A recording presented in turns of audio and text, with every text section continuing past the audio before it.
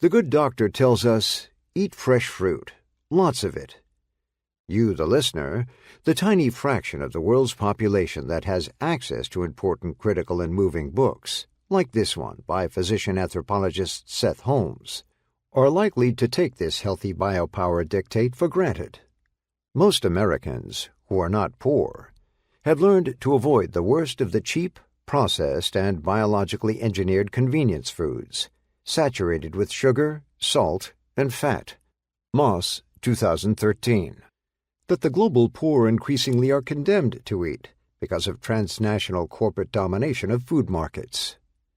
A few of the global privileged in the United States, who remember reading Steinbeck's Grapes of Wrath, and boycotting grapes in support of Cesar Chavez's United Farm Workers movement, may be vaguely aware that the delicious, health-giving fruit they worthily devour is produced cheaply by literally breaking the backs, knees, hips, and other overstressed body parts of Latino farm workers.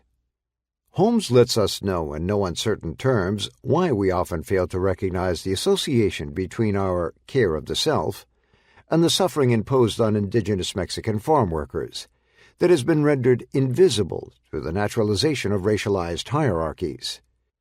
He shows us the urgency of recognizing that global assemblages are unequally structured, and although they impose themselves on all of us, they distribute embodied suffering differentially onto structurally vulnerable populations. Quesada, Hart, and Bourgeois, 2011. The stakes are high. These global inequities damage the body, and they are too often deadly.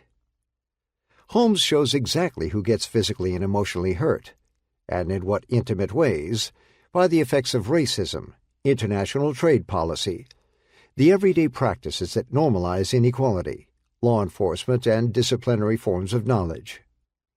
He explores the intellectual, political, practical, and ethical implications of the ideas of Marx, and especially of Didier, not to mention the early Foucault, so that listeners cannot continue to misrecognize the relationship between their biopower benefits and the damage inflicted on the bodies and lives of indigenous undocumented workers.